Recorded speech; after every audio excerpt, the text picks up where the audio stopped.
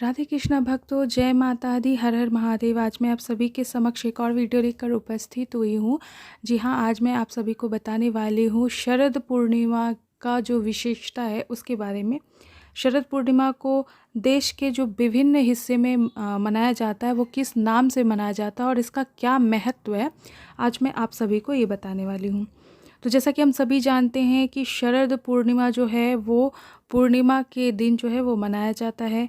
ऐसी मान्यता है कि माता लक्ष्मी का जन्म जो है शरद पूर्णिमा के दिन हुआ था, इसलिए देश के बहुत सारे हिस्से में जो है माता लक्ष्मी की पूजा की जाती है शरद पूर्णिमा के दिन।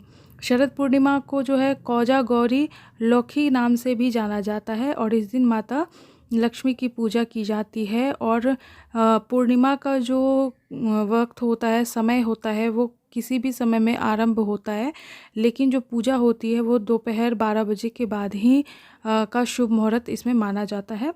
तो पूजा में विशेषकर जो लक्ष्मी जी को अर्पित होता है, उनकी प्रतिमा के समक्ष कलश, धूप, दूर्वा, कमल का पुष्प, हर्तकी, कौरी, आड़ी, धान, सिंदूर व नारियल के लड्डू जो हैं विशेष करके माता लक्ष्मी को इस दिन जो है वो अर्पित किया जाता है। और शरद पूर्णिमा के दिन जो है देश के कई हिस्से में रंगोली भी बनाई जाती है और उल्लू ध्वनि का विशेष महत्व है।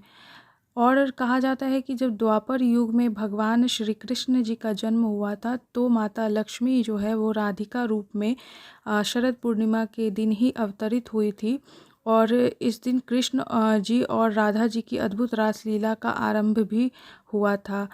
शैव भक्तों के लिए शरद पूर्णिमा का विशेष महत्व इसलिए है क्योंकि भगवान शिव और माता पार्वती के जो पुत्र हुए कुमार कार्तिकेय, उनका जन्म भी शरद पूर्णिमा के दिन ही हुआ था।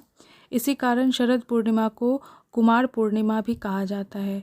वही देखते हैं भक्तों, पश्चिम बंगाल और उड़ीसा में इस दिन जो है कुमारी कन्याएं जो होती है प्रातःकाल स्नान करके सूर्य और चंद्रमा की पूजा करती है। ऐसा वो इसलिए करती हैं क्योंकि वहाँ मान्यता है कि इसे करने से उन्हें योग्य पति की प्राप्ति होगी, योग्य वर मिलेंगे उनको। अनादिकाल से चली आ रही प्रथा का आज फिर निर्वाह किया जाएगा। स्वास्थ्य और अमृतत्व की चाह में एक बार फिर खीर आदि को शरद चंद्र की चांदनी में रखा जाएगा और प्रसाद स्वरूप इसका सेवन किया जाएगा। जी हाँ दोस्तों, बहुत सारे जगहों पर क्या होता है, खीर बनाकर रात के समय में जो है वो खीर को खुले आसमान के नीचे रखा जाता है। कहा जाता है कि इस दिन अमृत वर्षा होती है आसमान से, तो वो खीर को जो है सुबह होकर मतलब प्रसाद के रूप में ग्रहण किया जाता है। देश के कई हिस्सों में ये सारी चीज़ें भी शरद पूर्णिमा के दिन की जाती है।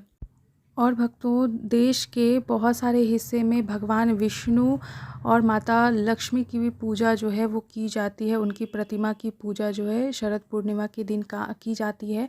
भगवान विष्णु को भी बहुत सारे लोग जो हैं शरद पूर्णिमा के दिन पूजते हैं।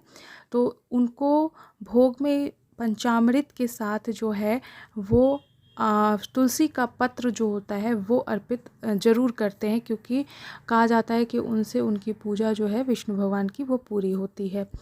और भक्तों, शरद पूर्णिमा जो है वो धनदायक तिथि भी मानी जाती है।